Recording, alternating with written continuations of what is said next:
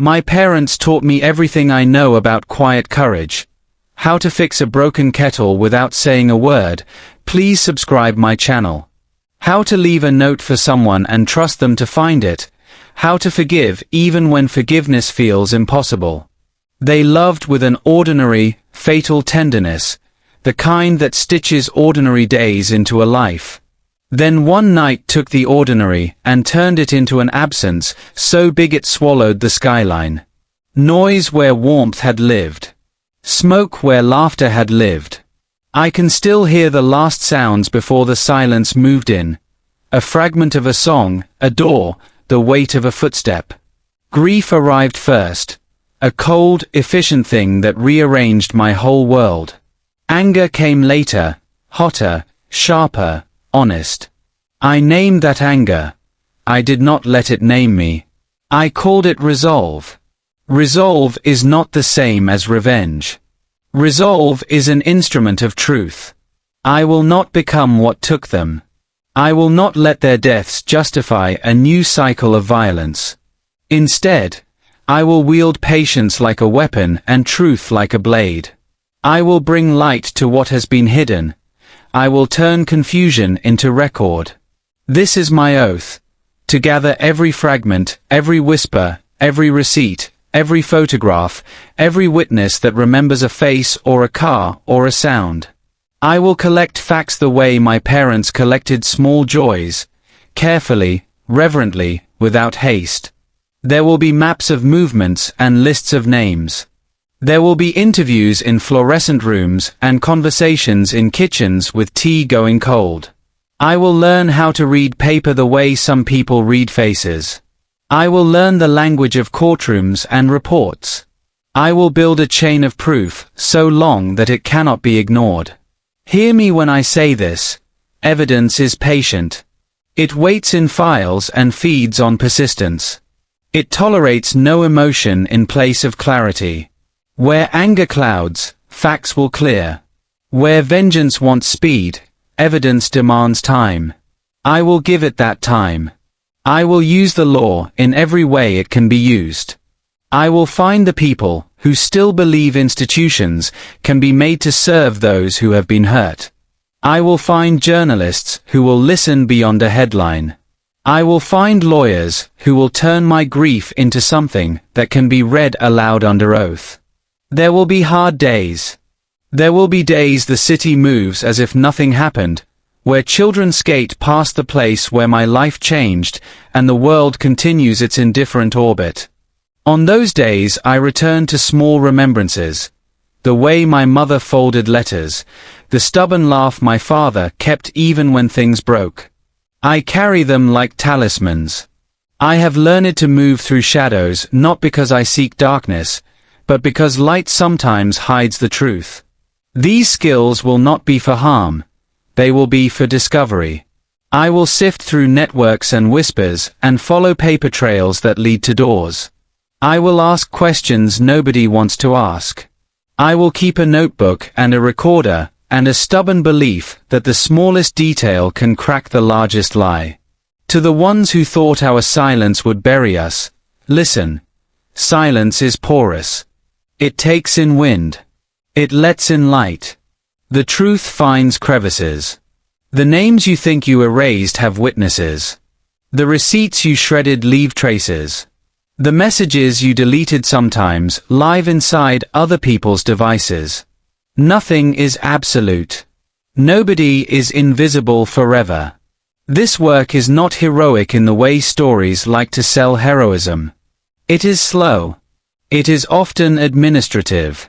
It is a grind of follow-up calls and repeated emails, interviews scheduled and rescheduled, forms filled out in triplicate. It is the quiet persistence of showing up. That is how justice, when it truly arrives, is built. And there are moments when a darker thing will whisper solutions, promises of finality, of easy closure. Those moments are dangerous. They are the voice of the wound itself. In those seconds, I ask myself what my parents would have done. I remember my mother's hands visiting a neighbor in need, my father staying up to teach a child how to tie a shoe. They would have chosen humanity. So will I. I will reach out. I will make allies of those who grieve quietly. We will form a lattice of memory.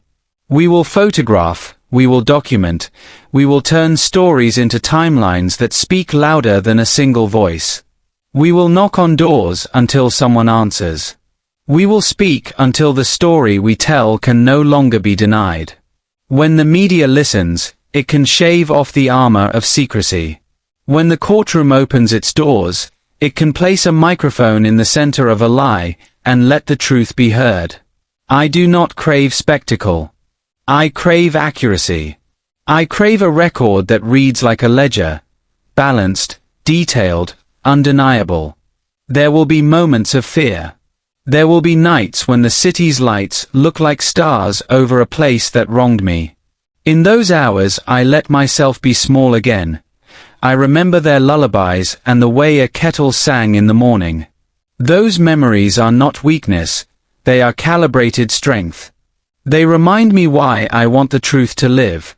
Not for vengeance but to protect the next family, the next child whose life is at risk.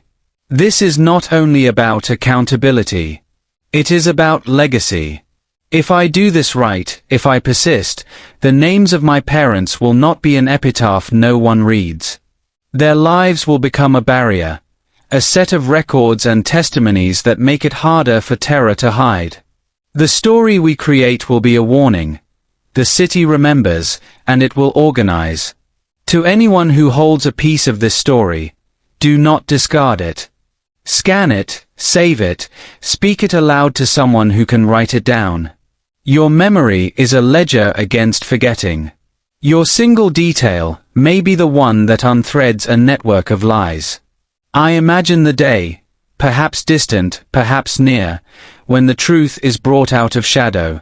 I imagine a quiet room where a voice reads facts into the record, and a lie collapses, because nobody can sustain it against a weight of corroboration. There will not be fireworks. There will be a kind of melancholy justice. Names called, evidence introduced, a pause in which the city learns to breathe again. Afterward, I will not claim triumph. I will claim what matters more, a measure of peace. Not the false peace of forgetting, but a peace measured by the knowledge that the world can still respond, that there are people and systems that can be compelled to do the right thing. Until that day, my work continues. I will walk the streets my parents loved and watch for the things that matter. A neighbor's testimony, a package that seemed wrong, the way someone looked at a map. I will keep lists.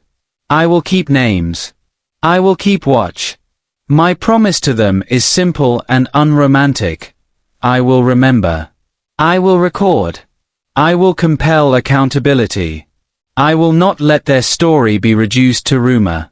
I will turn grief into a framework, so that others do not have to stand where I stand now. And when the day comes that the truth is finally read into the light, I will step outside and let the city speak. Maybe there will be no trumpet, no roses, no cinematic ending. Perhaps only a small, steady feeling, a quiet inhale that is not quite forgiveness, but is something like it, a release. My name is Hanny. I carry their voices with me. I carry their laughter and the smell of the meals they made and the stubborn way my father fixed small things. I will not become what took them. I will become their witness. I will become the keeper of their name. I remember. I will not forget. I will bring the truth home. Thanks for watching video.